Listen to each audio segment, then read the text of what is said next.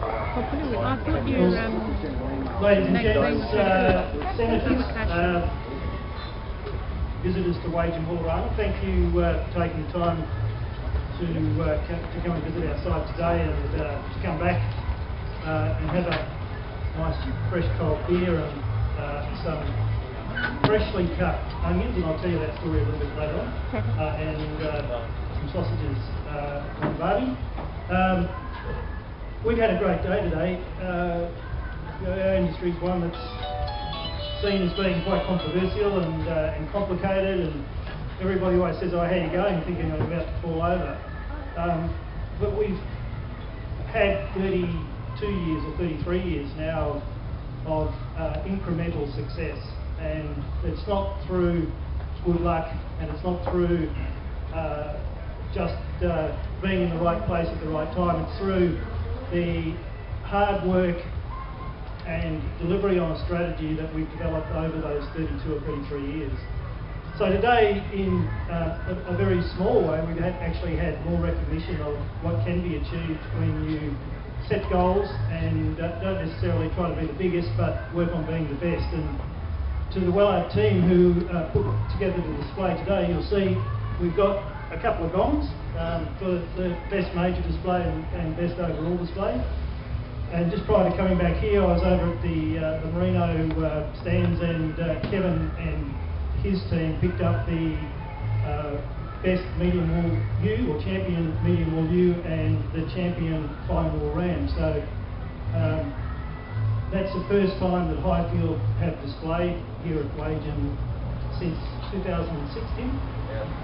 2006. So Kevin has come back with a great team of sheep, a great group of people, and just set about doing his business in a way that is to the best of his ability and to the best of the capability of the people that work with and for him, and with the best of the resources that we can provide him. And I'm really appreciative of the people that have put the team together, that have put the display together. And I think it represents what, as a business, we aspire to be, which is to be as good as we can be. And as you all know, that's not necessarily easy when you're dealing in the type of business that we're dealing in. I wasn't quite sure what to present here today, and was just going to gauge it based on questions that were presented to me as I've gone around. And the overriding theme is how's the sheep job? Is there a sheep job? So being a Woolorama, I guess it determines that I should be talking to you about what is a relatively new acronym for all of us, and it's known, an acronym. The acronym is ESCAS, ESCAS, and it stands for Exporter Supply Chain Assurance Scheme. And having been questioned on it so many times, I'm not even going to give you my thoughts on whether it's right or wrong, because the fact is that in this country, it's the law that we have to abide by. What I will say is the outcomes that it will deliver are outcomes that will sustain the sheep industry and are currently sustaining the cattle industry in Indonesia, but will sustain the sheep industry, the live sheep industry, whether we like it or not. And so we've been working diligently at trying to get the animal welfare standards that are without doubt required in the import markets that are mature enough from an animal welfare perspective to actually be able to meet those standards. And there is absolutely no doubt in my mind that there are markets that are not mature enough, that don't understand what we're trying to do, don't have the appropriate consideration for animal welfare, and that won't be unlikely to be approved, at least within the time frames that the government has set. That sounds negative, and it is, but the majority of our markets are capable of meeting these standards, and the majority of the markets will meet them. And that will be an achievement that, as an industry, collectively, so producers, producer organisations, exporters, importers and the contractors who are part of the process should all be quite proud of. In fact, if you were to gauge it against animal welfare achievements anywhere in the world, given recent history, I think it would be the single largest step that any group of people and organisations have ever achieved. And again, that's something that we all should be proud of. So what does it mean in real terms? You probably know a fair bit about it, given the history that we've all dealt with within Indonesia. But what it does mean is the exporter is responsible for the welfare of the animal from the time they take delivery of them in Australia into a feedlot or into a quarantine facility or wherever that may be, through that process onto the ship, on the voyage on the ship, from discharge into the importer's quarantine facility, all the time that they're in that facility, up until and including the point of slaughter, regardless of how many times they change hands in terms of ownership in that process. So it's a very onerous responsibility. Every time we export an animal, we put our export licence on the line. And I'm talking to you today as Managing Director of Wellard Exports, but every other exporter from Australia is in exactly the same position. So it's a responsibility that is onerous, but when I think about the outcome in terms of the sustainability and accountability of the industry, and I think about the outcome in terms of knowing that as much as we possibly can, every animal that enters our system, whether it's on farm or on delivery to our quarantine facilities in Australia, is going to be respected in terms of its welfare and well-being up until and including the point of slaughter. I can live with what we've got to do to make sure that we achieve that. And I think that as an industry we should be mature enough to accept the fact that whether we agree with how that has come about or whether we don't, the outcome is something that we should all be quite proud of. I think that there will be a minor delay in the loading of a vessel or two. In fact, there's one parked up in Fremantle at the moment that's going to a market that is waiting for SCAS approval. That being said, we've advanced that to a point where we can determine good animal welfare outcomes in the markets that we go to. That being said, we have engaged with importers and educated them, albeit with some reluctance on their part, to accept that they are also responsible for the animal welfare of product that they're buying from Australia.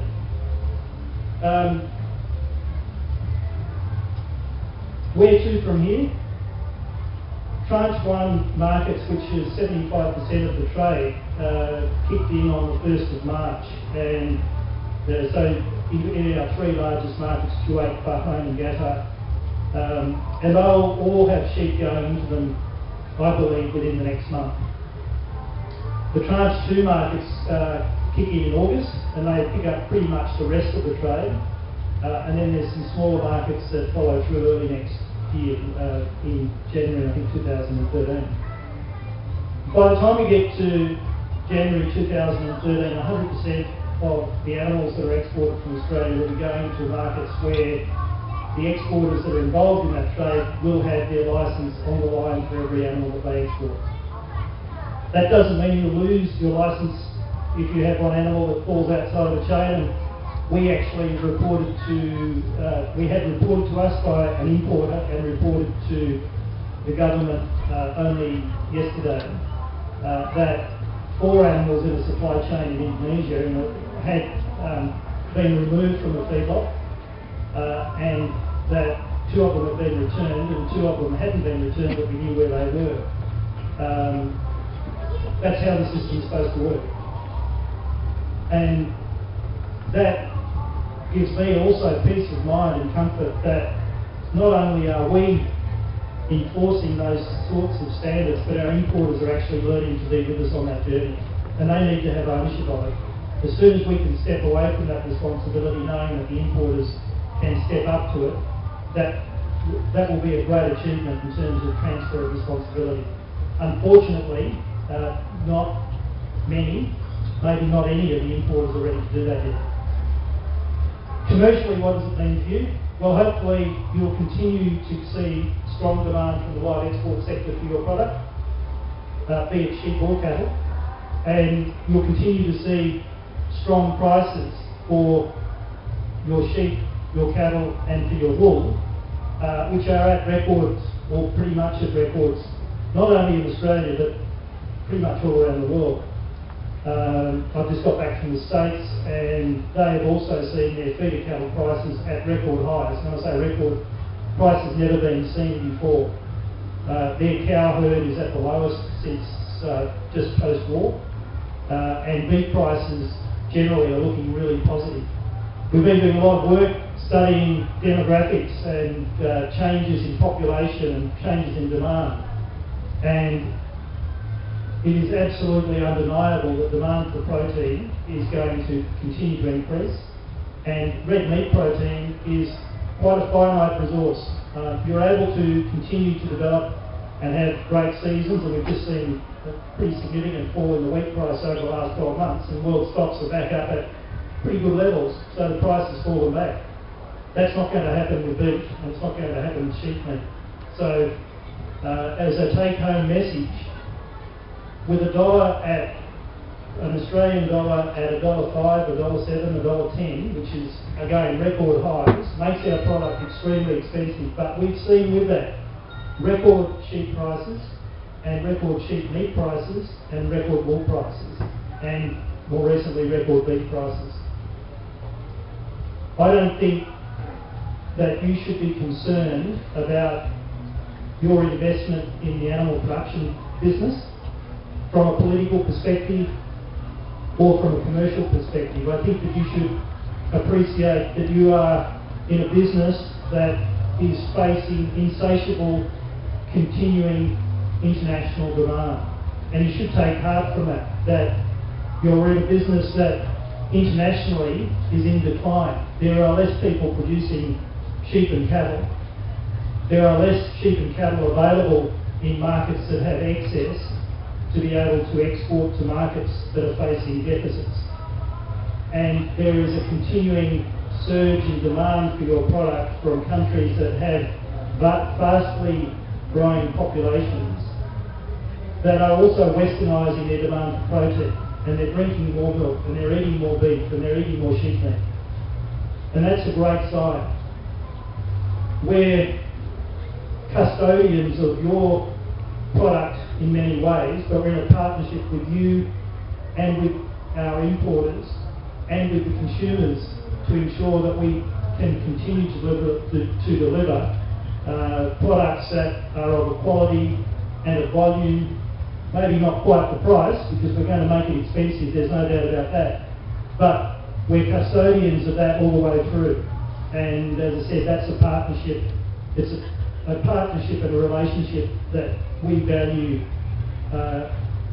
extremely, in terms of we can't do it on our own, and we know that as producers you can't do it without us, but none of us can do it without the importers and without the customers at the other end, and we've all got to respect each other on in that process. We've spent 32 years developing our thoughts on it and our strategies.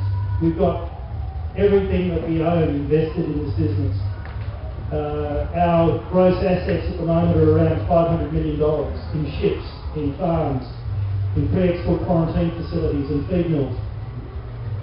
Our biggest single investment is in our people, and the display that you've seen here today and the award that Highfield and Kevin got are testament to the value of our people. And I'd just like to finish by thanking you for being here today and taking the time to get this little update on where we're at, but also to thank the Wellard group team, including us, including Highfield, Agri, Exports, the whole team that we have and that we've built over a long period of time, because what we are is what they are. And and we couldn't be what we are without them.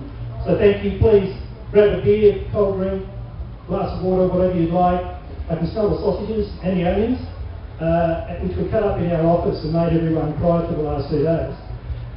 So please join with us in some refreshments. And again, thank you very much for your participation. Thank you for joining us this afternoon. Thank you.